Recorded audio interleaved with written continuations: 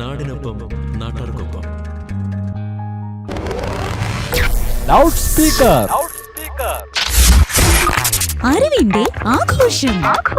Good afternoon, നമസ്കാരം and welcome to loud speaker with RJ Elikutty. ഇന്നത്തെ loud സ്പീക്കറിൽ നമ്മൾ വളരെ ഇമ്പോർട്ടന്റ് ആയിട്ടുള്ള കുറച്ച് കാര്യങ്ങളെ പറ്റിയാണ് സംസാരിക്കാനായിട്ട് പോകുന്നത്. എസ്പെഷ്യലി പറയുകയാണെങ്കിൽ നമ്മുടെ സ്ത്രീകളുടെ ആർത്തവം റിലേറ്റഡ് ആയിട്ടുള്ള കാര്യങ്ങൾ, അതുപോലെ തന്നെ പ്രഗ്നൻസി പീരീഡിൽ ശ്രദ്ധിക്കേണ്ട കാര്യങ്ങൾ, അതുപോലെ ആർത്തവ വിരാമത്തിൽ നമ്മൾക്ക് ഉണ്ടാവുന്ന മാറ്റങ്ങൾ എന്തൊക്കെയാണ് എന്നുള്ള കാര്യങ്ങളാണ് നമ്മൾ സംസാരിക്കാനായിട്ട് പോകുന്നത്. ഞാൻ മാത്രമല്ല, അറിവുകളൊക്കെ പങ്കുവെച്ച് തരാനായിട്ട് നമ്മുടെ കൂടെ ചെങ്ങമനാട് റാഫാരോമ ഹോസ്പിറ്റലിലെ ഗൈനക്കോളജിസ്റ്റ് ആയിട്ടുള്ള ഡോക്ടർ ശ്രീലക്ഷ്മി മാമും ജോയിൻ ചെയ്യുന്നുണ്ട്. അപ്പോൾ നമസ്കാരം മാം, വെൽക്കം ടു ലൗഡ് സ്പീക്കർ. നമസ്കാരം. അപ്പൊ എന്തായാലും നമുക്ക് ആദ്യമേ ആർത്തവത്തിൽ നിന്ന് തന്നെ സ്റ്റാർട്ട് ചെയ്യാം. ഇപ്പോൾ വളരെ റീസെന്റ് ആയിട്ട് നമ്മൾ നോക്കുകയാണെങ്കിൽ ഏറ്റവും കോമൺ ആയിട്ട് കേൾക്കുന്ന ഒരു കാര്യമാണ് 3ലും 4ലും 5ലും ഒക്കെ പഠിക്കുന്ന പെൺകുഞ്ഞുങ്ങൾക്ക് ആർത്തവം വരുന്നു എന്നുള്ളത്. അപ്പോൾ നേരത്തെ ഒരു സമയത്ത് നമ്മൾ നോക്കുകയാണെങ്കിൽ കുറച്ചും കൂടി ഒരു 14-15 ആ ഒരു ഏജ് കാറ്റഗറിയിൽ വരുന്ന കുട്ടികൾക്കായിരുന്നു ആർത്തവം ആദ്യമായിട്ട് വരുന്നത്. അപ്പോൾ ഇത്രയും നേരത്തെ ഈ ഒരു ആർത്തവം കുഞ്ഞു കുട്ടികളിൽ വരുന്നത് സ്വാഭാവികമായിട്ട് സംഭവിക്കുന്ന ഒരു കാര്യമാണോ? അതിനെപ്പറ്റി മാമിന് എന്താണ് പറയാനായിട്ടുള്ളത്?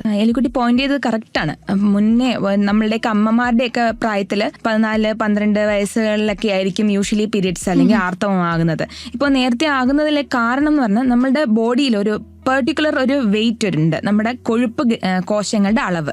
അതൊരു പെർട്ടിക്കുലർ എത്തിക്കഴിഞ്ഞാലാണ് യൂഷ്വലി പീരീഡ്സ് ആകുക, ആർത്തവം സ്റ്റാർട്ട് ചെയ്യുക. അപ്പം ഇന്നത്തെ കാലത്ത് നമ്മുടെ ശാരീരിക രീതികൾ, നമ്മുടെ ആഹാര രീതികൾ, നമ്മുടെ എക്സസൈസ് ഇല്ലായ്മ, ഇന്നത്തെ ഫാസ്റ്റ് ഫുഡ് കൾച്ചർ, ഇതെല്ലാം നമ്മളുടെ കുഞ്ഞുങ്ങൾക്ക് നേരത്തെ ഈ സിറ്റുവേഷനിലേക്ക്, ആർത്തവത്തിലേക്ക് എത്തിക്കുകയാണ് ചെയ്യുന്നത്.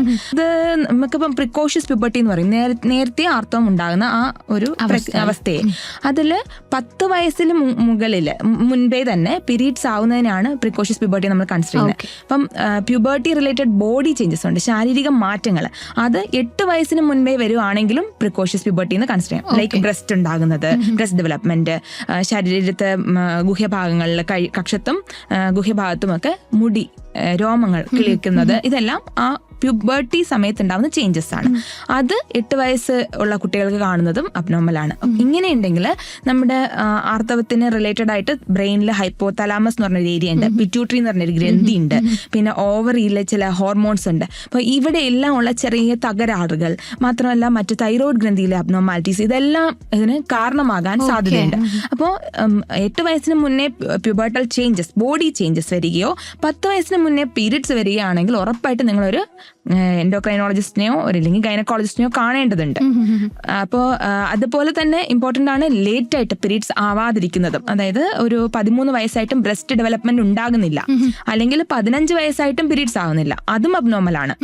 അതും നിങ്ങൾ കാണിക്കേണ്ടതുണ്ട്. അപ്പോൾ യൂട്രസിലോ യോനിയിലോ അല്ലെങ്കിൽ ഈ പറഞ്ഞ അണ്ടാശയത്തില് ഈ പറഞ്ഞ ഗ്രന്ഥികൾ, പിറ്റ്യൂട്ടറി, ഹൈപ്പോതലാമസ് എന്ന് പറഞ്ഞ ബ്രെയിൻ ഏരിയാസിലൊക്കെ പ്രോബ്ലംസ് ആ കുട്ടികളിലും കാണാൻ സാധ്യതയുണ്ട്. സോ ഇത് രണ്ടും ഒരു ഗൈനക്കോളജിസ്റ്റിനെ കാണേണ്ട അവസ്ഥയാണ്. ആദ്യമായിട്ട് ആർത്തവം സംഭവിച്ചിട്ടുള്ള കുട്ടികൾ പിന്നീട് നോക്കുമ്പോൾ ചിലപ്പോൾ നെക്സ്റ്റ് മന്തിലൊന്നും വന്നിട്ടുണ്ടാവില്ല, ഒരു ബ്രേക്കിന് ശേഷം പിന്നെയും അത് വരാനുള്ള ചാൻസുകൾ ഉണ്ട്. അപ്പൊ അങ്ങനെയുള്ള കണ്ടീഷൻ വരുമ്പോൾ നമ്മൾ എന്താണ് ചെയ്യേണ്ടത്? അത് ആർത്തവം തുടങ്ങി കഴിഞ്ഞിട്ട് ആദ്യത്തെ 1-2 വർഷങ്ങളിൽ ഇങ്ങനെ ഇറഗുലർ ആയിട്ട് പീരീഡ്സ് വരുന്നത് നോർമൽ തന്നെയാണ്. അതായത് ആ ആർത്തവത്തിന് കാരണമായിട്ടുള്ള ഹോർമോണുകൾ, അതിന്റെ ആ ഒരു പ്രക്രിയ മെച്യൂർ ആയിട്ടില്ല, ഡെവലപ്ഡ് ആയിട്ടില്ല കംപ്ലീറ്റ് ആയിട്ട്. അപ്പോൾ അതിനാൽ തന്നെ പീരീഡ്സ് ആദ്യത്തെ 2 വർഷങ്ങളിൽ കൃത്യമായിട്ട് വന്നുകൊള്ളണമെന്നില്ല. വന്നാൽ തന്നെ ചിലപ്പോൾ ചിലരിൽ അമിത രക്തസ്രാവം ഉണ്ടായിരിക്കും. പക്ഷെ അമിത രക്തസ്രാവം വന്നു കഴിഞ്ഞാൽ അത് നമ്മൾ കുറച്ചുകൂടെ ശ്രദ്ധിക്കേണ്ടുന്ന കാര്യമാണ്. കാരണം തൈറോയിഡിന്റെ പ്രശ്നങ്ങളോ അതല്ലെങ്കിൽ PCOD റിലേറ്റഡ് സിവിയർ PCOD അങ്ങനത്തെ പ്രോബ്ലംസ് അങ്ങനെയൊക്കെ എന്തെങ്കിലും ഈ കുഞ്ഞുങ്ങൾക്ക് ഉണ്ടോ എന്നുള്ളത് നമ്മൾ ശ്രദ്ധിക്കണം. അമിത രക്തസ്രാവമായ പീരീഡ്സ് ഇറഗുലർ ആയിട്ട് ആദ്യത്തെ 1-2 വർഷങ്ങൾ വന്നു കഴിഞ്ഞാൽ നോർമലാണ്. പക്ഷേ 3 വർഷത്തിൽ കൂടുതലും പീരീഡ്സ് അബ്നോർമലായി തന്നെ നിൽക്കുവാണെങ്കിൽ അതും ശ്രദ്ധിക്കണം. എങ്ങനെയാണ് ഒരു പേഴ്സണൽ ഹൈജീൻ മെയിൻറ്റെയിൻ ചെയ്യേണ്ടത്? എങ്ങനെയാണ് ഈ ഒരു ടൈം പീരിയഡിൽ? പേഴ്സണൽ ഹൈജീന് നമ്മളിപ്പോൾ മെൻസസ് കൺസിഡർ ചെയ്യുകയാണെങ്കിൽ അതിന് പല പ്രോഡക്ട്സും അവൈലബിൾ ആണ്. എസ്പെഷ്യലി നമ്മൾ കോമൺലി ഇപ്പോൾ ഇവിടെ യൂസ് ചെയ്ത് കാണുന്നത് സാനിറ്ററി പാഡ്സ് ആണ്. അത് ഉപയോഗിക്കുകയാണെങ്കിൽ കൈയെല്ലാം നല്ല വാഷ് ചെയ്ത് ക്ലീൻ ചെയ്തതിന് ശേഷം നമ്മൾക്ക് അത് ഉപയോഗിക്കുക. ഇപ്പോൾ പീരിയഡ് പാൻറ്റി എന്ന് പറഞ്ഞിട്ട് അത് അവൈലബിൾ ആണ്. എന്തായാലും കോട്ടന്റെ മെറ്റീരിയൽ ആണ് എപ്പോഴും നല്ലത്. അത് ഫ്രാഗ്രൻസ് ഫ്രീ ആയിട്ടുള്ളത് ഉപയോഗിക്കാൻ ശ്രമിക്കുക. പാഡാണ്, പാഡ്. അതിന്റെ സിന്തറ്റിക് മെറ്റീരിയൽസ് ഇല്ലാത്തത് അവോയ്ഡ് ഉപയോഗിക്കാൻ ശ്രമിക്കുക. ചിലർക്ക് ഈ ഫ്രാഗ്രൻസും സിന്തറ്റിക് ആയിട്ടുള്ള അലർജി ഉണ്ടാക്കും. അലർജി, കോണ്ടാക്ട് ഡെർമറ്റൈറ്റിസ്, എക്സീമ ഒക്കെ ഉണ്ടാക്കാൻ സാധ്യതയുണ്ട്. അപ്പോൾ പിന്നെ പാഡ്സ് എവറി 4 to 6 hours 4 മുതൽ 6 മണിക്കൂറിനുള്ളിൽ അത് ചേഞ്ച് ചെയ്യണം. അത് ഒരു രാവിലെ സ്കൂളിൽ വെച്ചിട്ട് പോയി രാത്രി വരെ അത് വെച്ചുകൊണ്ടിരിക്കാനൊന്നും പറ്റുന്നതല്ല. അത് ഒരുപാട് നേരം അങ്ങനെ വെച്ചുകൊണ്ടിരുന്ന ഇൻഫെക്ഷൻ ഒക്കെ സാധ്യതയുണ്ട്. യൂറിനറി ഇൻഫെക്ഷനും യോനിയിൽ ഇൻഫെക്ഷനും ഒക്കെ സാധ്യതയുണ്ട്. സ്കിൻ ഇൻഫെക്ഷൻ മാത്രമല്ല. പീരിയഡ്സിന് സമയത്ത് നമുക്ക് പാഡ്സ് മാത്രമല്ല വേറെ ഓപ്ഷൻസ് അവൈലബിൾ ആണ്. പ്രഗ്നൻസി പീരിയഡിലേക്ക് വരുന്ന സമയത്ത് ഒരു സ്ത്രീ പ്രഗ്നന്റ് ആവാനായിട്ടുള്ള ഒരു ബേസിക് പ്രായം അങ്ങനെ ഒരു സാധനം ഉണ്ടോ? അതിന് അങ്ങനെ ഒരു കൃത്യമായ പ്രായം ഒന്നും മെഡിക്കലി പറയാനില്ല. പക്ഷേ എന്റെ അഭിപ്രായത്തിൽ ഒരു 25 to 30 വേണമെങ്കിൽ കൺസിഡർ ചെയ്യാം. ഇപ്പം ഏർലി പ്രഗ്നൻസി, ടീനേജ് പ്രഗ്നൻസീസ് ഇല്ലെങ്കിൽ ഒരു 18-19 ഇയേഴ്സിലൊക്കെ ഉണ്ടാവുന്ന പ്രഗ്നൻസീസിന് അതിൻ്റെതായ കോംപ്ലിക്കേഷൻസ് ഉണ്ട്. എൽഡർലി പ്രഗ്നൻസീസിനും ഒരുപാട് റിസ്ക് ആണ്. ലൈക്ക് ഡയബറ്റിസ്, ഹൈപ്പർടെൻഷൻ ഒക്കെ കൂടാനുള്ള സാധ്യതയുണ്ട്. ഒരു പ്രഗ്നൻസി എപ്പോഴും നമ്മൾ ശാരീരികവും മാനസികവും സാമ്പത്തികവുമായി തയ്യാറായിരിക്കണം എന്നുള്ളതാണ് എൻ്റെ ഒരു കൺസെപ്റ്റ്. അപ്പോൾ നമ്മൾ അതിന് ഇപ്പൊ ഒരു ജോലിയൊക്കെ കിട്ടി നമ്മൾ സാമ്പത്തികമായി കുറച്ച് പ്രിപ്പയർഡ് ആയിട്ട് വരാൻ ഒരു 25 വയസ്സൊക്കെ ആയിരിക്കണം നമ്മുടെ പ്രായം. ഇപ്പോൾ ഇന്നത്തെ കാലത്ത് നമ്മൾക്ക് 2 കപ്പിളിന് ഏൺ ചെയ്യേണ്ട ഒരു രീതിയിലാണല്ലോ വന്നേക്കുന്നത്, കപ്പിൾ 2 പേരും. അപ്പൊ അതുകൊണ്ട് ഒരു 25 നമുക്ക് കണക്കാക്കാം. അത് 30 ഇയേഴ്സിന് മുകളിലേക്കാണ് സ്ത്രീ ഗർഭിണിയാകുന്നതെങ്കിൽ അത് റിലേറ്റഡ് ആയിട്ടുള്ള പല കോംപ്ലിക്കേഷൻസ് അമ്മയ്ക്കും ആൻഡ് കുഞ്ഞിനും സാധ്യതയുണ്ട്. ജനിതകമായ വൈകല്യങ്ങളുടെ എല്ലാം റിസ്ക് കൂടുന്നുണ്ട്. അപ്പൊ അതെല്ലാം നമ്മൾ കൺസിഡർ ചെയ്തിട്ട് 25 to 30 എന്ന് കൺസിഡർ ചെയ്യാം. ആദ്യമായിട്ട് ഒരാൾ പ്രഗ്നന്റ് ആവുന്ന സമയത്ത് നമുക്കറിയാം ഒരു പ്രഗ്നൻസി കിറ്റ് വെച്ച് ടെസ്റ്റ് ചെയ്തിട്ടാണ് അവർ ആദ്യത്തെ ആ ഒരു ചുവടുവെപ്പ് നടത്തുന്നത്. ഓക്കെ, പോസിറ്റീവ് ആണ് എന്ന് കണ്ടുപിടിക്കാനാണ്. അപ്പം ചില സമയങ്ങളിൽ നമ്മൾ ഈ യൂറിൻ വെച്ച് ടെസ്റ്റ് ചെയ്യുന്ന സമയത്ത് അതിലെ ആ ഒരു ലൈൻ അതൊരു വീക്ക് ലൈൻ ആയിട്ടായിരിക്കും കാണുന്നത്. അപ്പോൾ അതിൽ നിന്ന് തന്നെ നമുക്കത് പോസിറ്റീവ് ആണെന്ന് സ്ഥിരീകരിക്കാനായിട്ട് പറ്റുമോ, അല്ലെങ്കിൽ വീണ്ടും വീണ്ടും ഈ ഒരു ടെസ്റ്റ് എടുത്താണോ അത് കൺഫേം ചെയ്യേണ്ടത്? അത് പ്രഗ്നൻസി ടെസ്റ്റ് യൂറിനിൽ ചെയ്യുന്ന ആ കിറ്റില് നമ്മൾ പരിശോധിക്കുന്നത് യൂറിനിൽ HCG എന്ന് പറഞ്ഞൊരു ഹോർമോൺ, ഹ്യൂമൻ കോറിയോണിക് ഗൊണാഡോട്രോപ്പിൻ എന്ന് പറയും. HCG എന്ന ഹോർമോണിന്റെ പ്രസൻസ് ആണ്. അപ്പൊ അത് പ്രഗ്നൻസി റിലേറ്റഡ് ആയിട്ടുള്ള ഹോർമോണാണ്. പ്രഗ്നന്റ് ആവുമ്പോൾ ശരീരത്തിൽ ഉണ്ടായി വരുന്ന ഹോർമോണാണ്. ഇത് ബ്ലഡിൽ ആദ്യം കൂടും. ബ്ലഡിലെ ഹോർമോണിന്റെ ലെവൽ ഒരു 200 മുകളിൽ വന്നാലാണ് യൂറിനിൽ ഇത് കാണാൻ തുടങ്ങാം. അപ്പം നമ്മൾക്ക് ഏറ്റവും അഫോർഡബിൾ ആയിട്ടുള്ളത് ഈ യൂറിൻ പ്രഗ്നൻസി കിറ്റാണ്. നമുക്ക് സ്വന്തമായിട്ട് ചെയ്യാനും പറ്റും. അപ്പൊ അത് നെഗറ്റീവ് ആയാലും 200 താഴെ ബ്ലഡിൽ പോസിറ്റീവ് ആയിരിക്കാൻ സാധ്യതയുണ്ട്. അപ്പം ബ്ലഡിൽ സീറം ബീറ്റ HCG എന്ന് പറഞ്ഞ ടെസ്റ്റ് ഉണ്ട് നമുക്ക് കണ്ടുപിടിക്കാനായിട്ട്. പക്ഷെ ആക്ച്വലി പ്രഗ്നൻസി കൺഫേം ചെയ്യാൻ ഈ യൂറിൻ ടെസ്റ്റ് പോസിറ്റീവ് ആവുകയാണെങ്കിലോ അല്ലെങ്കിൽ ഈ ബ്ലഡിൽ ടെസ്റ്റ് പോസിറ്റീവ് ആവുകയാണെങ്കിലോ ഒന്നും പറ്റില്ല. അത് കൺഫർമേറ്ററി അല്ല. കൺഫേം ചെയ്യുന്നത് എപ്പോഴും അൾട്രാസൗണ്ട് എടുത്തിട്ട് സ്കാൻ എടുത്തിട്ടാണ്. ഓക്കെ, അപ്പൊ നിങ്ങൾക്കൊരു വീക്ക് ലൈൻ ആണ് കാർഡിൽ പോസിറ്റീവ് ആണെങ്കിൽ നിങ്ങൾക്ക് അത്യാവശ്യമായിട്ട് അറിയണം നിർബന്ധമാണെങ്കിൽ നിങ്ങളൊരു ഗൈനക്കോളജിസ്റ്റിനെ കാണുക. ഒരു serum beta HCG test prescribe ചെയ്യും. അത് ചെയ്ത് നോക്കുക. അത് പോസിറ്റീവ് ആണെങ്കിൽ വെയിറ്റ് ചെയ്യുക.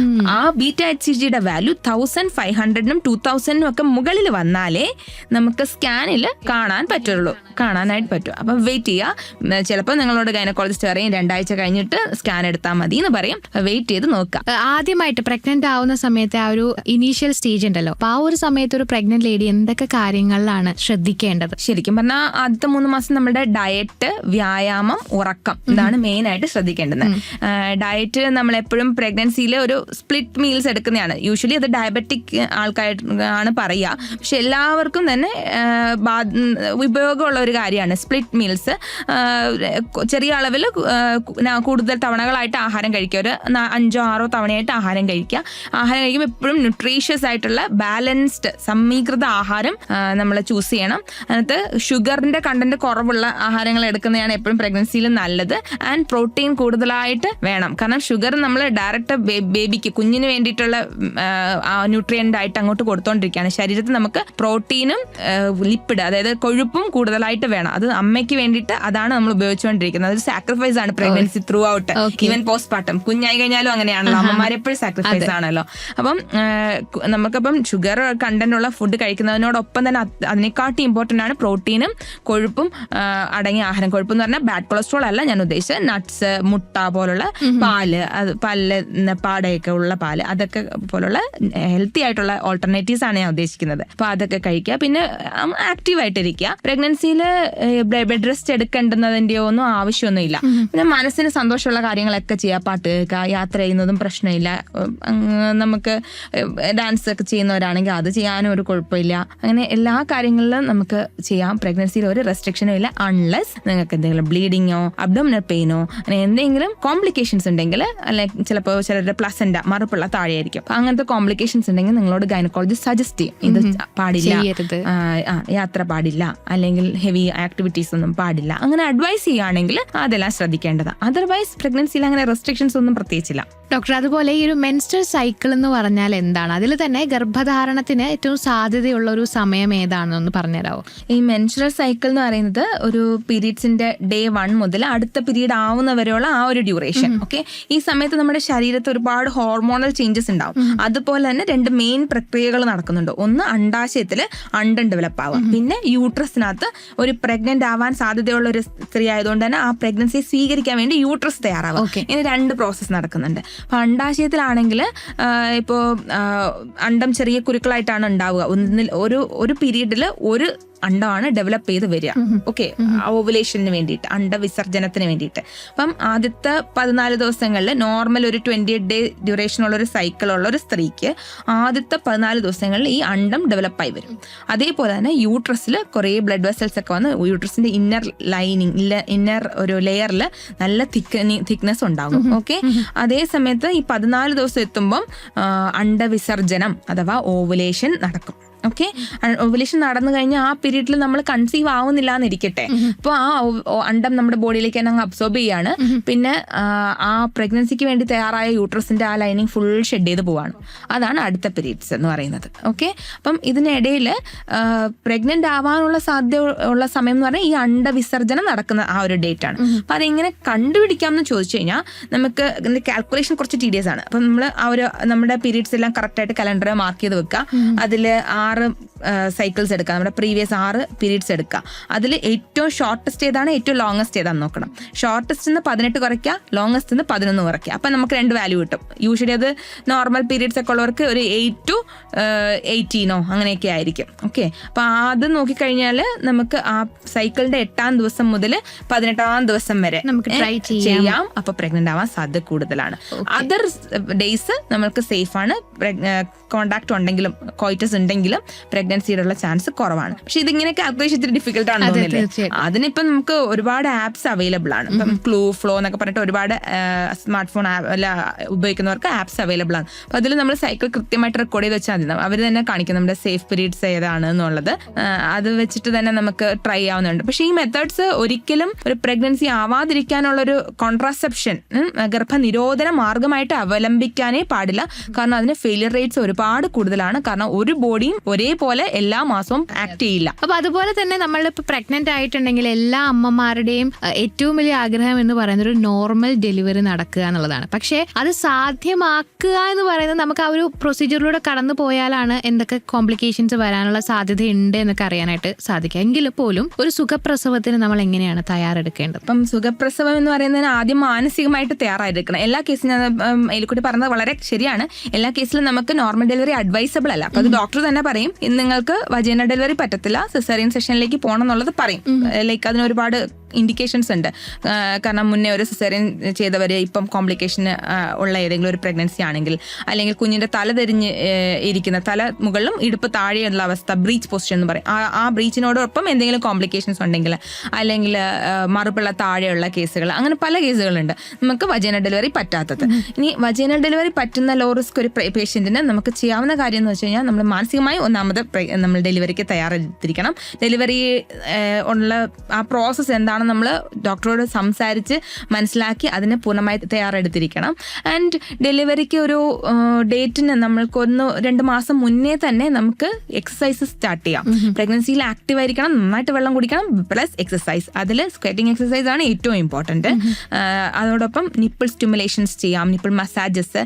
പിന്നെ നമ്മുടെ പെരിനിയൽ മസാജ് എന്ന് പറയും, യോനി ഭാഗത്ത് ഒരു ലൂബ്രിക്കേഷന് വേണ്ടി വെളിച്ചെണ്ണയോ മറ്റോ ഉപയോഗിച്ച് മസാജ് ചെയ്യുക. ഇതെല്ലാം നമുക്ക് വജൈനൽ ഡെലിവറിക്ക് നമ്മളെ ഹെൽപ്പ് ചെയ്യുന്നതാണ്. ഒന്ന്, നമ്മുടെ ശരീരം തനിയെ പാകപ്പെട്ട് ലേബർ പെയിൻസ് വരുന്നു തുടങ്ങാനും, അതോടൊപ്പം ഡെലിവറി നടക്കുമ്പം താഴ്ഭാഗത്തായിട്ട് വജൈനയുടെ ഭാഗത്തായിട്ട് ഉണ്ടാവുന്ന കീറലുണ്ടല്ലോ, ആ ഇൻസെഷൻ, അതിന്റെ ലെങ്ത് കുറയ്ക്കാനും ഒക്കെ ഹെൽപ്പ് ചെയ്യും. അതുപോലെ തന്നെ സാധാരണയായിട്ട് ഗർഭിണികളിൽ കണ്ടുവരുന്ന ഒരു കണ്ടീഷനാണ് മാസം തികയാതെയുള്ള ഡെലിവറി പെയിൻ. പ്രസവ വേദന പോലെ തന്നെയുള്ള ഒരു വേദനയാണെന്നാണ് ഗർഭിണികൾ സാധാരണയായിട്ട് പറയുന്നത്. ചിലപ്പോഴൊക്കെ വജൈനൽ ഇൻഫെക്ഷന്റെ കാരണം മൂലവും ഇത്തരത്തിലൊരു വേദന അനുഭവപ്പെടാമെന്ന് എന്ന് കേട്ടിട്ടുണ്ട്. എന്താണ് ശരിക്കും ഡോക്ടർ ഈ ഒരു കണ്ടീഷൻ? ഇതാണ് പ്രീടേം ലേബർ എന്ന് പറയുന്നത്. അതായത് ലേബർ പോലത്തുള്ള കൺട്രാക്ഷൻസ്, അതായത് യൂട്രസിന്റെ മൂവ്മെന്റ് അത് ഫീൽ ചെയ്യും. പക്ഷെ ചിലപ്പം പെയിനോട് കൂടിയിട്ട് തന്നെ വരാം, ചിലപ്പോൾ പെയിൻ ഇല്ലാതെ വരാം. പെയിൻ ഇല്ലാതെ വരുന്നതിന് ബ്രാക്സ്റ്റൺ ഹിക്സ് കൺട്രാക്ഷൻ എന്ന് പറഞ്ഞാൽ നോർമലാണ്. ഇപ്പൊ നമുക്ക് മനസ്സിലാവും യൂട്രസ് ഇങ്ങനെ സ്ട്രെച്ച് ആയിരിക്കുമ്പോൾ യൂട്രസിനെ തിരിച്ച് നോർമൽ ഷേപ്പിലേക്ക് വരാനല്ലേ ട്രൈ ചെയ്യുന്നത്. അപ്പൊ ആ സമയത്ത് യൂട്രസ് ചെറുതായിട്ട് കൺട്രാക്ട് ചെയ്യുന്നതാണ്, അത് നോർമലാണ്. ഇപ്പൊ പെയിനോട് കൂടി വരികയാണെങ്കിൽ പറഞ്ഞതുപോലെ അത് ഇൻഫെക്ഷന്റെ സാധ്യത കൂടുതലായിട്ട് കാണുന്നുണ്ട്. അപ്പൊ നമുക്കൊരു പേഷ്യന്റ് ഇപ്പം പെയിനുമായിട്ട് നമ്മളുടെ അടുത്ത് വരികയാണ്. അപ്പം നമ്മൾ എന്താ ചെയ്യുന്നതെന്ന് പറഞ്ഞാൽ അവരെ ഒബ്സർവ് ചെയ്യും. ഒന്ന് ഇൻഫെക്ഷൻസ് എന്തെങ്കിലും ഉണ്ടോ എന്ന് നോക്കും, വെള്ളം പൊട്ടിപ്പോയിട്ടുള്ള അവസ്ഥ അങ്ങനെ എന്തെങ്കിലും ഉണ്ടോ എന്നുള്ളത് നോക്കും, പിന്നെ ഒബ്സർവ് ചെയ്യും. അതെന്താണെന്ന് വെച്ചാൽ ഈ ട്രൂ ലേബർ പെയിൻ എന്ന് പറഞ്ഞു കഴിഞ്ഞാൽ അത് ഈ പെയിൻ്റെ ഇൻറ്റൻസിറ്റി, അതിൻ്റെ ഫ്രീക്വൻസി. ഇൻറ്റൻസിറ്റി എന്ന് പറയുമ്പോൾ അതിൻ്റെ കാഠിന്യം, ഫ്രീക്വൻസി എന്ന് പറഞ്ഞാൽ ഒരു 10 മിനിറ്റിൽ എത്ര എണ്ണം വരുന്നു പെയിന്, അത് അതിൻ്റെ എണ്ണം അത് കൂടി വരും. ഇൻറ്റൻസിറ്റിയും ഫ്രീക്വൻസിയും കൂടും. ആൻഡ് അത് നടുവിലേക്കും കാലിലേക്കും ഒക്കെ പരവുന്ന രീതിയിലുള്ള പെയിൻ ആയിരിക്കും. ആൻഡ് ഓൾസോ അതിന്റെ കൂടെ സെർവിക്കൽ ചേഞ്ചസ്, ഗർഭാശയ ഗളത്തില് ചില ചേഞ്ചസ് വരും. അങ്ങനെയൊക്കെ ഉണ്ടെങ്കിലാണ് അത് ട്രൂ ലേബർ പെയിൻ ആയിട്ട് എടുക്കുക. അത് നമ്മളൊരു പെയിൻ തോന്നിക്കഴിഞ്ഞാൽ ഉടനെ ഗൈനക്കോളജിസ്റ്റിനെ കാണുക. ഈ കാര്യങ്ങളെല്ലാം അസസ് ചെയ്തിട്ട് ഗൈനക്കോളജിസ്റ്റ് നിങ്ങൾക്ക് വേണ്ടുന്ന അഡ്വൈസ് തരും. ചിലപ്പോൾ 1-2 ദിവസം ഹോസ്പിറ്റലിൽ അഡ്മിറ്റ് ആവേണ്ടി വന്നേക്കാം, ഇൻഫെക്ഷൻ ട്രീറ്റ് ചെയ്യേണ്ടി വന്നേക്കാം. അതെല്ലാം സാധ്യതകളാണ്. പക്ഷെ എല്ലാ മാസം തികയാതെ വരുന്ന വേദനയും ലേബർ പെയിൻസ് അല്ല. അതുപോലെ തന്നെ ഡോക്ടർ, ഈ മാസം തികയാതെ സിസേറിയൻ നടത്തുന്ന ഒരു അവസ്ഥ ഉണ്ടാകാറുണ്ടോ? പ്രത്യേകമായിട്ടും ചില കോംപ്ലിക്കേഷൻസ് ഉള്ള സമയങ്ങൾ, അതായത് ഷുഗർ ഹൈ ആയിട്ടുള്ള സമയം, BP ഹൈ ആയിട്ടുള്ള സമയങ്ങളിലൊക്കെ മാസം തികയുന്നതിന് മുൻപ് തന്നെ സിസേറിയൻ ഡോക്ടേഴ്സ് പ്രിസ്ക്രൈബ് ചെയ്യാറുണ്ടോ? അത് എത്രത്തോളം സുരക്ഷിതമായിട്ടുള്ള ഒരു കാര്യമായിരിക്കും? അതിനെപ്പറ്റി എന്താണ് പറയാനുള്ളത്? അത് ഈ ഡയറക്റ്റ് സിസേറിയൻ സെഷൻ, ഒരു ജനറൽ ഡെലിവറി ട്രൈ ചെയ്യാതെ ഡയറക്റ്റ് സിസേറിയൻ സെഷൻ വേണ്ടുന്ന കണ്ടീഷൻസ് വളരെ കുറച്ചേ ഉള്ളൂ. അത് അങ്ങനത്തെ ഉള്ള കുറെ കണ്ടീഷൻസ് ഉണ്ട് താനും. അത് ഇപ്പം മറുപിള്ള താഴെ ഗർഭാശയ ഗളത്തിൽ സെർവിക്സിനെ കവർ ചെയ്തിരിക്കുകയാണ്. അപ്പൊ കുഞ്ഞിന് ഇറങ്ങി വരാൻ പറ്റത്തില്ല. കുഞ്ഞ് വരുമ്പോഴത്തേന് ആദ്യം മറുപിള്ളയല്ലേ വരിക, അത് കുഞ്ഞിലേക്കുള്ള ബ്ലഡ് സപ്ലൈ കുറയ്ക്കില്ലേ. അപ്പൊ ആ കണ്ടീഷനിൽ നമുക്ക് വജൈനൽ ഡെലിവറിയെ ട്രൈ ചെയ്യാൻ പറ്റത്തില്ല. ഓക്കെ, അതുപോലെ തന്നെ കുഞ്ഞിന്റെ പൊസിഷൻ ലോഞ്ചിറ്റ്യൂഡൽ ആയിട്ട് നേരെയാണ് കുഞ്ഞിന്റെ പൊസിഷൻ വരിക. അതിലും തല താഴെയാണ് മോർ കോമൺ. പക്ഷെ തല മുകളിലാണ്, ഇടുപ്പ് താഴെയാണ്. ബ്രീച്ച് ആണെങ്കിൽ പോലും വേറെ റിസ്ക് ഫാക്ടേഴ്സ് ഒന്നും ഇല്ലെങ്കിൽ വജൈനൽ ഡെലിവറി ട്രൈ ചെയ്യാം. പക്ഷെ അതിന് കോംപ്ലിക്കേഷൻസ് കൂടുതലാണ്. ഇതൊന്നും അല്ലാണ്ട് കുറുകെ കിടക്കും, അതായത് നമ്മുടെ ഹൊറിസോണ്ടലായിട്ട് കിടക്കുന്ന ബേബീസിനെ നമുക്ക് വജൈനൽ ഡെലിവറിക്ക് വെക്കാൻ പറ്റത്തില്ല. അത് ഇമാജിൻ ചെയ്യാണല്ലോ, തലയാണല്ലോ താഴെ വരിക ആദ്യം. അപ്പൊ അതുകൊണ്ട് അത് വജൈനൽ ഡെലിവറിക്ക് വെക്കാം. അങ്ങനെ പല കേസസ് ഉണ്ട്. ഞാൻ അതിൽ ഡീറ്റെയിൽസിലേക്ക് പോകുന്നില്ല. ഒരുപാട് കേസിൽ വജൈനൽ ഡെലിവറി ഡയറക്റ്റ് ട്രൈ ചെയ്യാൻ പറ്റത്തില്ല. പക്ഷേ ഇപ്പം ചോദിച്ച മാസം തികയാതുള്ള ഡെലിവറി എന്ന് പറഞ്ഞാൽ sugar, hyper tension, BP, sugar, ഇത് രണ്ടും വജൈനൽ ഡെലിവറി സാധ്യമല്ലാത്തൊരു കണ്ടീഷൻ അല്ല. എക്സെപ്റ്റ് 2 കേസസ് പറയാം. ഷുഗർ ഉണ്ട് നിങ്ങൾക്ക്, അതോടൊപ്പം കുഞ്ഞിന്റെ വെയിറ്റ് വളരെ കൂടുതലാണ്, 4 kg മുകളിലേക്ക് പോകാം, ബിഗ് ബേബീസ് ആണ്. അപ്പൊ വജൈനൽ ഡെലിവറി കോംപ്ലിക്കേറ്റഡ് ആയിരിക്കും നിങ്ങൾക്ക്. അതിൽ ഡയറക്റ്റ് സിസേറിയൻ പറയാറുണ്ട്. അതുപോലെ തന്നെ BP അൺകൺട്രോൾഡ് ആയിട്ട്, മരുന്ന് കഴിച്ചിട്ടും കൺട്രോൾ ആകാൻ പറ്റാത്ത രീതിയിൽ ഹൈ ആയിട്ട് BP പോവുകയാണെങ്കിലും വജൈനൽ ഡെലിവറിക്ക് നിങ്ങൾക്ക് വെയിറ്റ് ചെയ്യാൻ പറ്റാത്ത സിറ്റുവേഷൻ വന്നേക്കാം. മാസം തികയാതെ പോലും കുഞ്ഞിനെ സിസേറിയൻ ചെയ്തെടുക്കേണ്ടുന്ന കണ്ടീഷൻസ് വന്നേക്കാം. അതെല്ലാം ഓരോ സ്പെസിഫിക് കണ്ടീഷനനുസരിച്ച് വേരി ചെയ്യും. അതുപോലെ തന്നെ കേൾക്കുന്ന ഒരു കാര്യമാണ്, സിസേറിയൻ കഴിഞ്ഞിട്ടുണ്ടെങ്കിൽ അടുത്ത നെക്സ്റ്റ് ബേബിക്കുള്ള പ്ലാനിങ് സ്റ്റാർട്ട് ചെയ്യാൻ പറ്റുമോ? ഫസ്റ്റ് ബേബി കഴിഞ്ഞ് രണ്ടാമത്തെ ബേബിയിലേക്ക് വരുമ്പോഴത്തേക്കും എത്ര ടൈം ഗ്യാപ്പ് ആണ് എടുക്കേണ്ടത്? അത് സ്പേസിങ്, 2 ബേബീസിന് ഇടയിലുള്ള സ്പേസിങ് യൂഷ്വലി നമ്മൾ അഡ്വൈസ് ചെയ്യുന്ന 3 years ആണ്. സിസേറിയൻ സെഷൻ എസ്പെഷ്യലി 18 monthsനുള്ളിൽ വീണ്ടും പ്രഗ്നന്റ് ആവുകയാണെങ്കിൽ ആ സിസേറിയൻ ചെയ്ത ആ സ്കാറില്ലേ, യൂട്രസിലുള്ള ആ സ്കാർ, അത് റപ്ചർ ആവാനും ഭയങ്കര സീരിയസ് കോംപ്ലിക്കേഷനിലേക്ക് പോയി നമുക്ക് പേഷ്യന്റിനെ തന്നെ നഷ്ടപ്പെടേണ്ടുന്ന അവസ്ഥ വരെ വരാനും സാധ്യതയുണ്ട്. ഡോക്ടർ, അതുപോലെ ഇപ്പോൾ കേൾക്കുന്ന ഒരു കാര്യമാണ് HPV വാക്സിൻ എന്നുള്ളത്. ശരിക്കും എന്താണ് ഈ ഒരു HPV വാക്സിൻ എന്നുള്ളത്? അത് നമ്മൾ എടുക്കേണ്ടത് നിർബന്ധമായിട്ടുള്ള ഒരു കാര്യമാണോ? അതിനൊരു പ്രത്യേക പ്രായപരിധിയോ അങ്ങനെ എന്തെങ്കിലുമൊക്കെ ഉണ്ടോ? HPV വാക്സിൻ ഇപ്പം ഇന്ത്യയിൽ ഇപ്പോൾ പോപ്പുലർ ആയിക്കൊണ്ടിരിക്കുന്ന ഒരു വാക്സിനാണ്. കുറെ നാളുകളായിട്ടുണ്ട് HPV വാക്സിൻ കണ്ടുപിടിച്ചിട്ട്. പക്ഷെ നമ്മൾ ഇതുവരെ നമ്മുടെ ഇമ്മ്യൂണൈസേഷൻ ഷെഡ്യൂൾ അഡോപ്റ്റ് ചെയ്തിട്ടില്ലായിരുന്നു. ഇപ്പൊ റെക്കമെൻഡേഷൻസ് ഉണ്ട്. അത് ഹ്യൂമൻ പാപ്പിലോമ വൈറസ് എന്ന് പറയും. ഇത് ഗർഭാശയ ഗള ക്യാൻസർ, അതായത് നമ്മുടെ യൂട്രസിന്റെ താഴത്തെ ഭാഗമാണ് സെർവിക്സിൽ ഉണ്ടാവുന്ന ക്യാൻസറിനെ അഗെയിൻസ്റ്റ് പ്രിവെന്റ് ചെയ്യുന്നതാണ് ഈ വാക്സിൻ. സെർവിക്കൽ ക്യാൻസർ മാത്രമല്ല, അപൂർവങ്ങളായിട്ട് കാണുന്ന വജൈന, വൾവ, അതായത് പുറമേ ഭാഗമുള്ള vulva, and oral cancer, throat ക്യാൻസറിനൊക്കെ ഈ HPV എന്ന് പറഞ്ഞ വൈറസ് കാരണം ഉണ്ടാകുന്ന ഈ ക്യാൻസറുകൾക്കെല്ലാം, ഏനൽ ക്യാൻസർ ഉണ്ട്. അപ്പം ഈ ക്യാൻസറുകൾക്കെല്ലാം പ്രൊട്ടക്ഷൻ കൊടുക്കുന്നുണ്ട് ഈ വാക്സിൻ. സെക്ഷലി ട്രാൻസ്മിറ്റഡ് ഡിസീസിനെ തടയാൻ കൂടി വേണ്ടിയിട്ടാണോ ഈ ഒരു വാക്സിൻ എടുക്കുന്നത്? അങ്ങനെ പറയാൻ പറ്റത്തില്ല. കാരണം ഹ്യൂമൻ പാപ്പിലോമ വൈറസ് എന്ന് പറഞ്ഞാൽ ഒരു വൈറസിനെ മാത്രമേ ഇത് തടയൂ. സെക്ഷലി ട്രാൻസ്മിറ്റഡ് ഡിസീസ് എന്ന് പറഞ്ഞാൽ ഒരു ബ്രോഡ് സ്പെക്ട്രം ആണ്. അതിനകത്ത് ഒരുപാട് ബാക്ടീരിയകളുണ്ട്, ഫംഗസുകളുണ്ട്, ആൻഡ് ആൻഡ് അതെല്ലാം കൂടെ ചേരുന്നതാണ് സെക്ഷലി ട്രാൻസ്മിറ്റഡ് ഡിസീസ്. ഇത് ഹ്യൂമൻ പാപ്പിലോമ വൈറസ് മാത്രം. പക്ഷെ human papilloma virus sexually transmitted ആണ്. മനസ്സിലാവുന്നുണ്ടോ?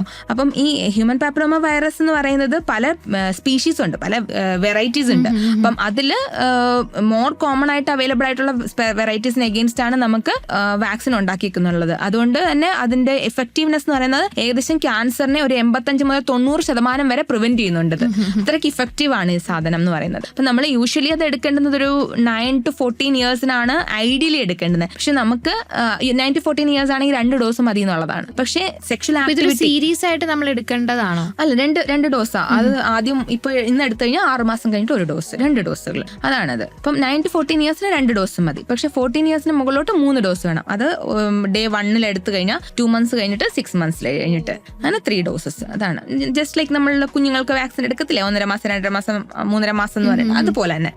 അപ്പോൾ വാക്സിൻ എടുക്കുന്നത് എപ്പോഴും അതിന്റെ ഏറ്റവും ഇഫക്റ്റീവ് ആയിട്ട് വരുന്നത് സെക്ഷൽ ആക്ടിവിറ്റി തുടങ്ങുന്നതിന് മുന്നേ എടുക്കുന്നതാണ്. ആ സെക്ഷൽ ആക്ടിവിറ്റി തുടങ്ങി കഴിഞ്ഞാൽ ഈ വൈറസിന് എക്സ്പോഷർ ആയി കഴിഞ്ഞിട്ട് വാക്സിൻ എടുത്തിട്ട് അത്രത്തോളം പ്രയോജനമില്ല. സെക്ഷൽ ആക്ടിവിറ്റി തുടങ്ങുന്നതിന് മുന്നേ ഈ വാക്സിൻ എടുക്കാൻ ശ്രദ്ധിക്കുക. ഇന്ത്യയിൽ ഇപ്പോൾ അവൈലബിൾ ആണ് സെർവവാക് എന്ന് പറയുന്നിട്ട് ഒരു വെറൈറ്റി ഓഫ് വാക്സിൻ ആണ് ഇപ്പോൾ ഉള്ളത്. വേറെയും ഉണ്ട്, സെർവാരിക്സ് ഉണ്ട്, ഗാർഡാസിലുണ്ട്, അങ്ങനെ പല വാക്സിൻസ് അവൈലബിൾ. അപ്പം HPV വാക്സിൻ എടുക്കണം നിങ്ങൾ പറഞ്ഞ ഹോസ്പിറ്റലിൽ എത്തിയാൽ നിങ്ങൾക്ക് വാക്സിൻ എടുക്കാൻ പറ്റും. അപ്പൊ അതുപോലെ ഇനിയിപ്പോ നമ്മൾ ഡെലിവറിയിലേക്ക് വരുമ്പോഴത്തേക്കും ആഫ്റ്റർ ഡെലിവറി നമ്മൾ ഏറ്റവും കൂടുതൽ കേൾക്കുന്ന ഒരു കാര്യമാണ് ഈ പോസ്റ്റ്പാർട്ടം ഡിപ്രഷൻ എന്ന് പറയുന്നത്. ശരിക്കും അതിനെപ്പറ്റി ഇപ്പോഴും അത്ര അങ്ങോട്ട് എല്ലാവർക്കും ഇതെന്താന്ന് മനസ്സിലാക്കി എടുക്കാനായിട്ട് സാധിച്ചില്ല. എനിക്ക് തോന്നുന്നു ഇപ്പോഴത്തെ ഒരു ജനറേഷന് പിന്നെയും കുറച്ചും കൂടി ഇതെന്താണെന്നുള്ളൊരു ധാരണയുണ്ട്. അപ്പം പോസ്റ്റ്പാർട്ടം ഡിപ്രഷനെ പറ്റി എന്താണ് ഡോക്ടറിന് പറയാനുള്ളത്? പോസ്റ്റ്പാർട്ടം ഡിപ്രഷൻ അത് ആക്ച്വലി നമ്മുടെ ഈ പ്രഗ്നൻസി സമയത്തുള്ള ഹോർമോൺസിന്റെ അത് ഫുൾ ചേഞ്ച് ആവും നമ്മളൊരു ഡെലിവറിക്ക് ശേഷം. അത് സഡൻ ചേഞ്ച് ആയിരിക്കും. ആ ഹോർമോൺ വിത്ഡ്രോവൽ അത് കാരണം ഉണ്ടാകുന്ന നമ്മളുടെ മാനസിക പിരിമുറുക്കം അത് ഒരു ഫാക്ടർ. അതിനോടൊപ്പം തന്നെ അതിനെ കുറച്ച് സ്ട്രെസ്സസ് നമ്മുടെ ലൈഫിൽ നിന്നും അപ്പോൾ വരുമല്ലേ. നമുക്കൊരു പരിചയം ഇല്ലാത്തൊരു കാര്യം ചെയ്യാൻ പോണു. നമുക്ക് എസ്പെഷ്യലി കൂടുതൽ ആദ്യത്തെ പ്രസവത്തിലാണ് കാണുന്നതെങ്കിൽ പോലും 2ാമത്തെ 3ാമത്തെ പ്രസവമൊക്കെ ആണെങ്കിൽ പോലും അതിലും പോസ്റ്റ്പാർട്ടം ഡിപ്രഷൻ വരാം. ഒരിക്കൽ പോകുന്നവർക്ക് വീണ്ടും അടുത്ത പ്രഗ്നൻസിയിലും വരാൻ സാധ്യതയുണ്ട്, മുൻപ് വന്നിട്ടില്ലാത്തവർക്കും വരാൻ സാധ്യതയുണ്ട്. ഇതെല്ലാം നമ്മൾ ശ്രദ്ധിക്കണം. അപ്പോൾ ഈ നമ്മുടെ ഹോർമോണൽ ചേഞ്ചസ് ആണെങ്കിൽ പോലും അതിന്റെ കൂടെ വരുന്ന ആഡഡ് സ്ട്രെസ്സസ്, കുഞ്ഞിനെ പരിപാലിക്കുക, ഉറക്കമില്ലായ്മ, ഫാമിലിക്ക് സപ്പോർട്ട് ഇല്ലാതെ, ഫാമിലിയിൽ നിന്നുള്ള സപ്പോർട്ട് ഇല്ലാത്ത, പാർട്ട്ണറിന് അടുത്തുനിന്ന് പ്രതീക്ഷിച്ച കെയർ കിട്ടാതെ വരിക, ഇതെല്ലാം ഇതിനൊരു ഫാക്ടറാണ്. സോ ബേസിക്കലി നമ്മൾ ഭയങ്കര ലബൈലായിട്ടുള്ള മൂഡിലായിരിക്കും ഒരു പോസ്റ്റ്പാർട്ടം ഒരു അമ്മ ഉണ്ടാകുക. അപ്പോൾ നമുക്ക് കുടുംബത്തിൽ നിന്നുള്ള പൂർണ്ണമായ സുരക്ഷിതത്വവും സംരക്ഷണവും ഒക്കെ അവർക്ക് ഫീൽ ചെയ്യണം. അപ്പം നമ്മൾ നാട്ടില് ഒരു പ്രഗ്നൻസി എന്ന് പറയുമ്പോൾ എല്ലാവർക്കും കയറി ഒപ്പീനിയൻ പറയാനുള്ള ഒരു അവസ്ഥയാണ്. അപ്പം നമുക്ക് നമ്മളുടെ ഒരു അമ്മയും കുഞ്ഞുമായിട്ടുള്ള ഒരു ബോണ്ടിങ്, അമ്മ കുഞ്ഞിനോടും കുഞ്ഞ് അമ്മയോടും കമ്മ്യൂണിക്കേറ്റ് ചെയ്യും. അപ്പം അത് മനസ്സിലാക്കിയിട്ട് അവർ അതിനനുസരിച്ച് പോകുന്നത് ആണ് ഏറ്റവും നല്ലത്. പുറത്തുനിന്ന് വന്ന് കണ്ടില്ലേ കുഞ്ഞ് കരയുന്നു, കുഞ്ഞിന് പാല് കൊടുക്കുക, അങ്ങനെയുള്ള കുറെ കുഞ്ഞിന് പാല് കിട്ടുന്നില്ലെന്നാ തോന്നുന്നേ, ഇങ്ങനെയുള്ള പല ഒപ്പീനിയൻസും നമുക്ക് കേൾക്കാം. അപ്പം ഇതെല്ലാം ഒരു മാനസിക പിരിമുറുക്കം ഉണ്ടാക്കാനും ചിലപ്പോൾ അത് ചെറിയ രീതിയിലാണെങ്കിൽ അത് പോസ്റ്റ്പാർട്ടം ബ്ലൂസ് എന്ന് പറയും. അത് അകാരണമായി കരച്ചിൽ വരിക, അങ്ങനത്തെ ഉള്ള സിംറ്റംസ് ആയിരിക്കും. പക്ഷെ ഡിപ്രഷൻ പോലുള്ള സിവിയർ ആയിട്ടുള്ള സൈക്കോസിസ് ആയിട്ടുള്ള മാനസികാവസ്ഥയിലേക്ക് എത്താനും സാധ്യതയുള്ള ഒരു കണ്ടീഷനാണിത്. അപ്പം എന്തെങ്കിലും നിങ്ങൾക്ക് ഹെൽപ്പ് വേണം തോന്നുവാണെങ്കിൽ ഗൈനക്കോളജിസ്റ്റിന്റെ അടുത്ത് പറയുക. സൈക്കാട്രിക് കൺസൾട്ടേഷൻ വേണമെങ്കിൽ അതും എടുക്കുക. നമുക്കറിയുന്ന ഒരു കാര്യമാണ്, പുതിയ കുഞ്ഞു വാവ് വന്നു കഴിഞ്ഞിട്ടുണ്ടെങ്കിൽ എല്ലാവരുടെയും ഒരു കോൺസെൻട്രേഷൻ അല്ലെങ്കിൽ കെയർ ആ ഒരു കുഞ്ഞു ബേബിയിലേക്കായിരിക്കും പോകുന്നത്. അമ്മമാരിലേക്ക് അത്ര ആ ശ്രദ്ധ അങ്ങോട്ട് പോവില്ല. അപ്പം അമ്മമാർ ഒരുപാട് മാറ്റങ്ങളിലൂടെ കടന്നു പോയിക്കൊണ്ടിരിക്കുന്ന ഒരു സിറ്റുവേഷൻ ആണ്. അപ്പം കുഞ്ഞിനെ നമ്മൾ കെയർ ചെയ്യുന്നതിനോടൊപ്പം തന്നെ എത്രത്തോളം അമ്മമാരുടെ ആരോഗ്യം ആഫ്റ്റർ ഡെലിവറി നമ്മൾ ശ്രദ്ധിക്കേണ്ടതായിട്ടുണ്ട്. ഇപ്പം നമ്മൾ പ്രത്യേകമായിട്ട് നോക്കുവാണെങ്കിൽ പണ്ട് തൊട്ടേ നമ്മൾ കേട്ട് വരുന്ന ഒരു കാര്യമാണ് ഈ പ്രസവ രക്ഷ എന്ന് പറയുന്ന ഒരു സംഭവം. പക്ഷെ ഇപ്പോഴത്തെ ജനറേഷനിലുള്ള ആളുകളോട് പറയുമ്പോഴത്തേക്കുമേ അതിലൊന്നും വലിയ കാര്യമില്ല എന്ന് പറയുന്നവർ ഒരുപാടുണ്ട്. അപ്പം ഈ ഒരു പ്രസവ രക്ഷ ആഫ്റ്റർ ഡെലിവറി അമ്മമാരുടെ ആരോഗ്യം സംരക്ഷിക്കുക എന്നുള്ളതിനെ പറ്റി നമ്മൾ എത്രത്തോളം അറിവുണ്ടായിരിക്കണം? ഈ പ്രസവരക്ഷ എന്നുള്ളതോളം നല്ലത് തന്നെ പ്രസവ ശിക്ഷ ആവാതിരുന്നാൽ മതി. അതായത് നമ്മളിപ്പം പ്രസവരക്ഷയിൽ ഉദ്ദേശിച്ചിരുന്ന കാര്യങ്ങൾ എന്ന് പറയുന്നത് ഈ സ്ത്രീകൾക്ക് ഫുൾ എണ്ണ ഇട്ടിട്ട് നല്ല ചൂട് ഉള്ള തുണിയിൽ എന്തൊക്കെയോ കിഴികെട്ടി ദേഹത്ത് പ്രസ് ചെയ്യുക, ചൂടുവെള്ളം ദേഹത്തേക്ക് ഒഴിക്കുക, വയറ്റത്തേക്കൊക്കെ ഒഴിക്കുക, പുള്ളു തലേറ്റിട്ടുള്ള പേഷ്യൻസ് വരെ എനിക്ക് ഉണ്ടായിട്ടുണ്ട്. അപ്പം ഇങ്ങനത്തെ സിറ്റുവേഷനിലേക്കൊക്കെ പോകുക. പിന്നെ ചോറിന്റെ ആഹാരം ഒരു പ്ലേറ്റ് നേരെ അങ്ങോട്ട് കൊടുക്കുക, വെള്ളം കൊടുക്കാതിരിക്കുക, നടക്കാതെ ബെഡിൽ നീണ്ടു നിവർന്ന് കാല് നീട്ടി വെച്ച് കാല് അടുപ്പിച്ച് വെച്ച് കിടക്കുക. ഇങ്ങനത്തെ ഉള്ള ഭ്രാന്തമായ ചില രീതികളുണ്ടായിരുന്നു പണ്ട്. ഇന്നും അത് ചെയ്യണമെന്ന് ഫോഴ്സ് ചെയ്യുന്ന പല അമ്മമാരും ഒക്കെ ഉണ്ട് നമുക്ക്. പക്ഷെ അതിൽ നമ്മൾ മനസ്സിലാക്കേണ്ടുന്ന കാര്യം എന്താണെന്ന് വെച്ചാൽ, ഒരു ഡെലിവറി സിസേറിയൻ ആണെങ്കിലും നോർമൽ ഡെലിവറി ആണെങ്കിൽ പോലും നമുക്ക് ബെഡ് റെസ്റ്റിന്റെ ആവശ്യമില്ല. അത് മാത്രമല്ല ബെഡ് റെസ്റ്റ് ദോഷവും ചെയ്യും.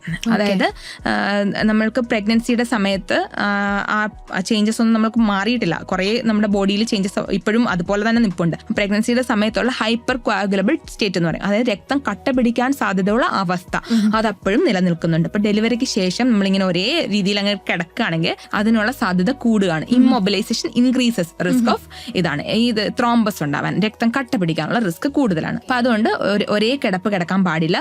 പേഷ്യൻസ് ആക്റ്റീവ് ആയിരിക്കണം, ധാരാളം വെള്ളം കുടിക്കണം. മിനിമം ഒരു 3 ലിറ്റർ മുതൽ 4 ലിറ്റർ വരെയെങ്കിലും വെള്ളം കുടിക്കണം. കാരണം വെള്ളമാണ് പാലായിട്ട് മാറുന്നത്, അല്ലെ? അപ്പൊ നമ്മൾ എപ്പോഴും ഇങ്ങനെ അഡ്വൈസ് ചെയ്യുക, പാല് കൊടുക്കുന്നതിന് മുന്നേ ഒരു ഗ്ലാസ് പിന്നെ ഒരു ഗ്ലാസ്, അല്ലെങ്കിൽ പാല് കൊടുത്തു കഴിഞ്ഞാൽ 2 ഗ്ലാസ് വെള്ളം കൊടുക്കുക എന്നുള്ളതാണ്. അപ്പൊ ആ പാല് കുഞ്ഞിന് ഉണ്ടായി വരണമെങ്കിലും അമ്മ നല്ലതായിട്ട് വെള്ളം കുടിക്കണം. പിന്നെന്ന് പറയുന്നത് ഈ ആയുർവേദ മരുന്നുകളെ കുറിച്ചൊന്നും എനിക്ക് പ്രത്യേകിച്ച് പറയാൻ ആയിട്ട് താല്പര്യമില്ല. അത് വേറെ സിസ്റ്റം ഓഫ് മെഡിസിനാണ്, എനിക്ക് അതിനെക്കുറിച്ചുള്ള അവബോധം കുറവാണ്. അത് പക്ഷേ നമ്മൾ മനസ്സിലാക്കേണ്ടുന്ന കാര്യം എന്ന് പറഞ്ഞാൽ, ഇപ്പം ഷുഗർ ഉള്ളവര്, പിന്നെ ചില ലിവറിന്റെ പ്രശ്നങ്ങളുള്ളവര്, അങ്ങനെയുള്ളവരൊന്നും ഈ മരുന്നുകൾ കഴിക്കാതിരിക്കുകയാണ് നല്ലത്. കാരണം അതിനകത്ത് കൂടുതലായിട്ട് ഫെർമെന്റഡ് ആയതുകൊണ്ട് ആൽക്കഹോളിന്റെ കണ്ടന്റ്, പിന്നെ കൊഴുപ്പ്, ഗീ ഒരുപാട് കൂടുതലായിട്ടുണ്ടാവും, മധുരം കൂടുതലായിട്ടുണ്ടാവും. ഇതെല്ലാം നമ്മുടെ ഹെൽത്തിനെ അഫക്ട് ചെയ്യും. സോ ഇങ്ങനെ ഹൈ റിസ്ക് പ്രഗ്നൻസീസ് ദയവ് ചെയ്ത് അവോയ്ഡ് ചെയ്യുന്നതാണ് നല്ലത്. പിന്നെ ഈ തേച്ചുകുടിയൊക്കെ ഒരു നമുക്ക് സഹിക്കാൻ പറ്റുന്ന രീതിയിലാണെന്നുണ്ടെങ്കിൽ ഓക്കെയാണ്. ഒരു ഓയിൽ മസാജും ഒരു നല്ല ചെറിയ ചൂടുവെള്ളത്തിലൊരു ബാത്തും ആരും ആഗ്രഹിക്കാത്തത്. പക്ഷെ ഈ വേദഗുളി എന്ന് പറയുന്നത് അത് അത്ര കമ്പൽസറി ആയിട്ട് ചെയ്യുന്നത് എനിക്ക് അതിനോട് അഭിപ്രായമില്ല. പിന്നെ അതുപോലെ തന്നെ കുഞ്ഞിനെ ഉടച്ച് വാർത്തിട്ടുള്ള കുഞ്ഞിനെ എൻ്റെ എല്ലുകളും എല്ലാം പിടിച്ച് നിവർത്തുക, മുഖം തേച്ച് മെനിക്കുക, മൂക്ക് നീട്ടി വലിപ്പിക്കുക, അങ്ങനത്തെ ഒന്നും ഒരു തരത്തിലുള്ള ചേഞ്ചസും കുഞ്ഞിന് വരാൻ പോണില്ല. കുഞ്ഞിന് അതിന്റെ ജനിതകമായ ചേഞ്ചസ് മാത്രമേ ഉണ്ടാവൂ. അപ്പൊ അങ്ങനത്തെ ഉള്ള കാര്യങ്ങളൊന്നും ദയവേത് ചെയ്യാതിരിക്കുക. ബാക്കിയെല്ലാം ഓക്കെയാണ്. As long as you are following ഒരു ഹെൽത്തി ഹാബിറ്റ്സ്, ഒരു കുഴപ്പമില്ല. ഡോക്ടർ, അതുപോലെ ഇപ്പോൾ നമ്മൾ വളരെ കോമൺ ആയിട്ട് കേൾക്കുന്ന ഒരു കാര്യമാണ് ഇൻഫെർട്ടിലിറ്റി, വന്ധ്യത എന്ന് പറയുന്ന ഒരു അവസ്ഥ. ശരിക്കും ഈ ഒരു വന്ധ്യതയ്ക്കുള്ള കാരണം എന്താണ്? എപ്പോൾ മുതലാണ് നമ്മൾ വന്ധ്യതയ്ക്ക് ചികിത്സ ആരംഭിക്കേണ്ടതായിട്ടുള്ളത്? ആൻഡ് അതുപോലെ ഈ ഒരു ഇൻഫെർട്ടിലിറ്റി എന്ന് കേൾക്കുമ്പോൾ തന്നെ സ്ത്രീയുടെ ആരോഗ്യ പ്രശ്നം മൂലമാണ് ഇത് സംഭവിച്ചിരിക്കുന്നത് എന്നൊരു ടാബു ഇങ്ങനെ നമ്മുടെ ഇടയിൽ ചുറ്റിക്കറങ്ങാറുണ്ട്. ശരിക്കും അത് തന്നെയാണോ കാരണം? ഈ ഒരു പരിശോധന നടത്തുന്ന സമയത്ത് സ്ത്രീയും പുരുഷനും ഒരുപോലെ ആ ഒരു പരിശോധന നടത്തേണ്ടതായിട്ടുണ്ടോ? ഇപ്പം വന്ധ്യത എന്ന് പറഞ്ഞ് നമ്മൾ ലേബൽ ചെയ്യണമെങ്കിൽ നോർമൽ ഏജിലുള്ള ഒരു കപ്പിൾ ആണെങ്കിൽ അവര് ഒരു 1 ഇയർ ഒന്നിച്ച് താമസിച്ച് ഗർഭനിരോധന മാർഗങ്ങളൊന്നും ഇല്ലാണ്ട് സെക്സിൽ ഏർപ്പെട്ട് കഴിഞ്ഞിട്ടും പ്രഗ്നന്റ് ആവുന്നില്ല എന്നുണ്ടെങ്കിലാണ് നമ്മൾ ശരിക്കും ഇൻഫെർട്ടിലിറ്റി അല്ലെങ്കിൽ വന്ധ്യത എന്ന് പറയാം.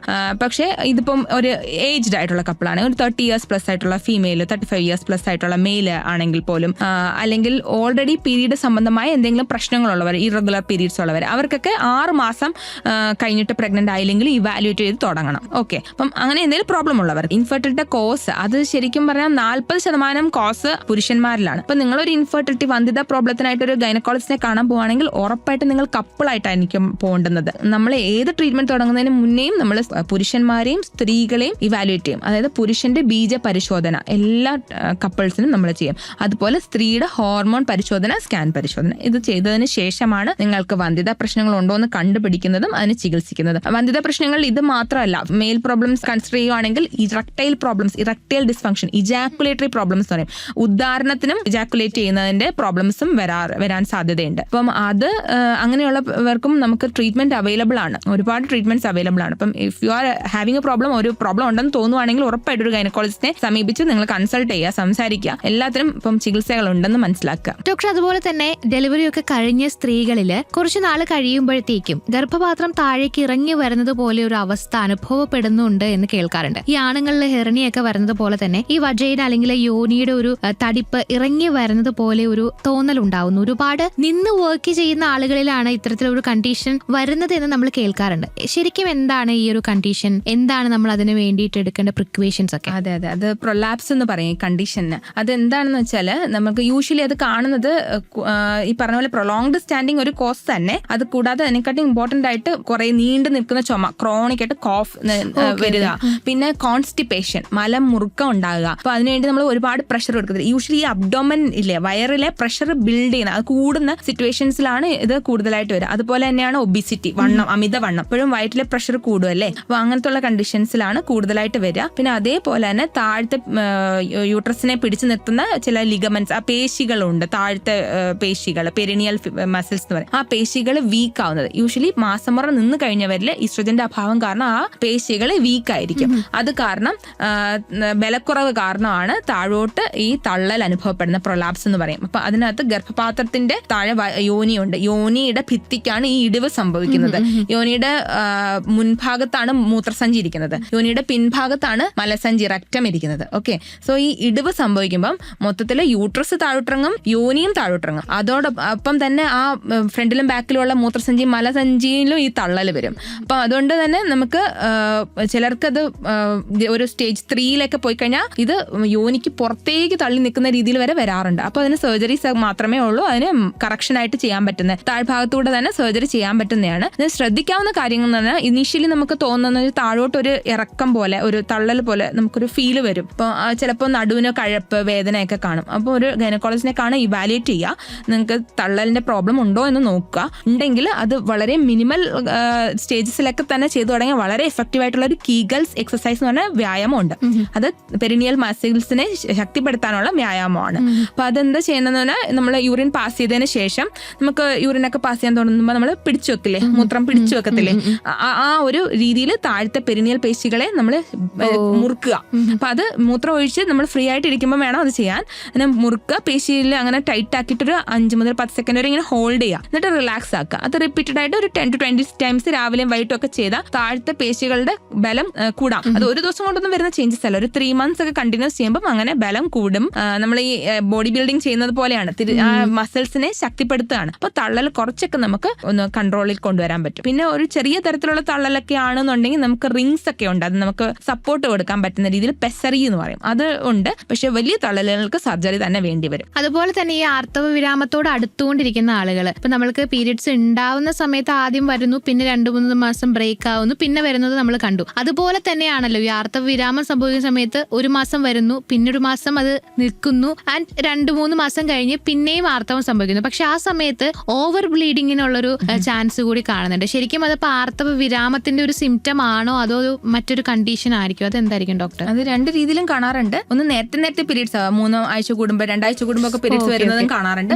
അതുപോലെ തന്നെ ഇങ്ങനെ ലേറ്റ് ആയിട്ട് പീരീഡ്സ് ആവുന്നതും കാണാറുണ്ട്. അപ്പം ലേറ്റ് ആയിട്ട് ആവുന്നതാണെങ്കിലും അത് അപ്പോൾ അത്രയും നാൾ ബിൽഡ് ചെയ്ത് അത് ഫുൾ ഷെഡ് ചെയ്ത് പോകുമ്പോൾ കൂടുതൽ ബ്ലീഡിങ്ങും കാണാറുണ്ട്. പക്ഷേ അതിൽ ഇവാലുവേറ്റ് ചെയ്യണം എന്നുള്ളതാണ് ഏറ്റവും ഇമ്പോർട്ടന്റ്. ഓവർ ബ്ലീഡിംഗ് ഉണ്ടെങ്കിൽ നമുക്ക് തൈറോയിഡ് പ്രശ്നങ്ങളുണ്ടോ, മറ്റ് ഹോർമോണൽ പ്രശ്നങ്ങളുണ്ടോ, അല്ലെങ്കിൽ ഈ യൂട്രസിലുള്ള സ്ട്രക്ചറൽ പ്രോബ്ലംസ് ആണ്, ചെറിയ ദശ വളരുക, ചില മുഴകള്, ഗർഭപാത്രത്തിന്റെ ഭിത്തിക്ക് കട്ടി കൂടുതൽ, അതെല്ലാം നോക്കുക. ഗർഭപാത്രത്തിന്റെ ഭിത്തിക്ക് കട്ടി കൂടുതലാണെങ്കിൽ പ്രത്യേകമായും ചിലപ്പോൾ ഡോക്ടർ നിങ്ങൾക്കൊരു ഉള്ള ഓപ്പറേഷൻ, DNC പോലെ ഒരു ഓപ്പറേഷൻ സജസ്റ്റ് ചെയ്യും. കാരണം 10% സ്ത്രീകളിൽ ക്യാൻസറിന്റെ റിസ്ക് ഉണ്ട്, യൂട്രസിലെ ക്യാൻസറിന്റെ. ഇതൊക്കെ ട്രീറ്റ് ചെയ്ത് കഴിഞ്ഞാൽ കംപ്ലീറ്റ്ലി ക്യൂർ ചെയ്യാൻ പറ്റുന്ന കേസസ് ആയതുകൊണ്ട്, സർജറി ചെയ്ത് കഴിഞ്ഞാൽ കംപ്ലീറ്റ്ലി ക്യൂർ ചെയ്യാൻ പറ്റുന്ന കേസസ് ആയതുകൊണ്ട് അത് നിങ്ങൾ ഉറപ്പായിട്ടും കാണിക്കണം. എസ്പെഷ്യലി വെയിറ്റ് കൂടിയവര്, ഷുഗർ, BP പോലുള്ള അസുഖമുള്ളവര്, 45 വയസ്സിന് മുകളിൽ ബ്ലീഡിംഗ് കൂടുതലുള്ളവര്, അവരെല്ലാവരും ഉറപ്പായിട്ട് ചെയ്യേണ്ടുന്നതാണ്. ഡോക്ടർ, അപ്പോൾ ഒരുപാട് സന്തോഷം. നമ്മൾ ഇത്രയും നേരം ഒരുപാട് കാര്യങ്ങൾ, വളരെ ഇമ്പോർട്ടന്റ് ആയിട്ട് സ്ത്രീകൾ അറിഞ്ഞിരിക്കേണ്ട കുറച്ച് കാര്യങ്ങളാണ് ഡിസ്കസ് ചെയ്തിട്ടുണ്ടായിരുന്നത്.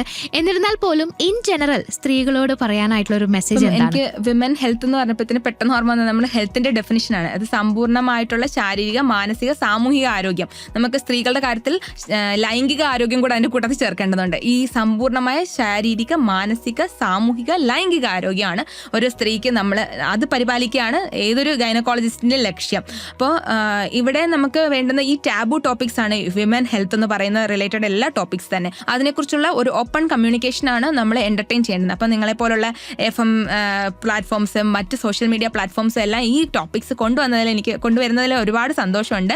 ഇപ്പോഴത്തെ ജനറേഷനിൽ ഇതിനെക്കുറിച്ച് സംസാരിക്കുന്നത് ഒരു ടാബു അല്ലാണ്ടായി മാറിക്കൊണ്ടിരിക്കുകയാണ്. നല്ലൊരു പോസിറ്റീവ് ചേഞ്ച് കാണുന്നുണ്ട്. ആൻഡ് ഇനി നമ്മൾ മനസ്സിലാക്കുന്നത് എന്താണ് നോർമൽസി എന്നുള്ളത് നമുക്കിപ്പം എല്ലാ മെറ്റീരിയൽസും അവൈലബിൾ ആണ്, അത് മനസ്സിലാക്കുക. എന്തെങ്കിലും അബ്നോർമൽ ഉണ്ടെങ്കിൽ ഒരിക്കലും നമ്മളൊരു ഇവാലുവേഷനിൽ നിന്ന് മടിച്ചു നിൽക്കരുത്. എനിക്ക് നാണക്കേടാ, എനിക്ക് പരിചയമുള്ള കേസുകളുണ്ട്, ആൺമക്കളെ ഉള്ളൂ എന്ന് പറഞ്ഞിട്ട് പല കണ്ടീഷൻസും ബ്ലീഡിംഗ് ഒക്കെ വർഷങ്ങളായിട്ട് മറച്ചു വെച്ചിട്ട് ക്യാൻസറിന്റെ ലേറ്റ് സ്റ്റേജിൽ പ്രസന്റ് ചെയ്ത സ്ത്രീകൾ. അപ്പം നിങ്ങൾക്ക് എന്തെങ്കിലും ബുദ്ധിമുട്ടുണ്ടെങ്കിൽ feel free to walk in. ഒരു ഗൈനക്കോളജിസ്റ്റിനെ കാണുക, നിങ്ങളുടെ സംശയങ്ങൾ ചോദിക്കുക. എല്ലാ കേസിനും മരുന്നും സർജറിയും പറയുന്നവരല്ല ഡോക്ടർമാർ. ഞങ്ങൾ നിങ്ങളെ ചികിത്സിച്ച് ഭേദപ്പെടുത്തുന്നതിനെക്കാട്ടും നിങ്ങൾക്ക് സമ്പൂർണ്ണ ആരോഗ്യം ഉറപ്പുവരുത്താൻ വേണ്ടി ശ്രമിക്കുന്നവരാണ്. അപ്പം നിങ്ങൾ കാണിക്കുക, ശരിയായ അഡ്വൈസ് എടുക്കുക. അതാണ് എനിക്ക് പറയാനുള്ളത്. ഓക്കെ ഡോക്ടർ, അപ്പോൾ താങ്ക് യു സോ മച്ച് ഞങ്ങളുടെ കൂടെ ലൗഡ് സ്പീക്കറിൽ ജോയിൻ ചെയ്ത് ഇത്രയും അറിവുള്ള ഒരുപാട് കാര്യങ്ങൾ നമ്മളുമായിട്ട് ഷെയർ ചെയ്ത്. എനിക്ക് തോന്നുന്നു ഒരുപാട് ടാബൂസ് നിലനിൽക്കുന്ന ഒരു കാര്യമാണ് സ്ത്രീയുടെ ആരോഗ്യം എന്ന് പറയുന്നത്. അപ്പോൾ ഈ ഒരു ലൗഡ് സ്പീക്കറിലൂടെ അതിനൊരു ക്ലാരിറ്റി എല്ലാവർക്കും കിട്ടിയെന്ന് തന്നെ വിശ്വസിക്കുകയാണ്. Thank you so much. നാളെയുടെ കരുത്ത് ഇന്നത്തെ ആരോഗ്യമാണ്. ലൗഡ് സ്പീക്കറിൽ കേൾക്കാം ഹെൽത്തി ടിപ്സ് എല്ലാ ചൊവ്വാഴ്ചയും ഉച്ചകഴിഞ്ഞ് 2 മണി മുതൽ 4 മണി വരെ ആശ്രയ FM 90. നാടിനൊപ്പം നാട്ടാർക്കൊപ്പം.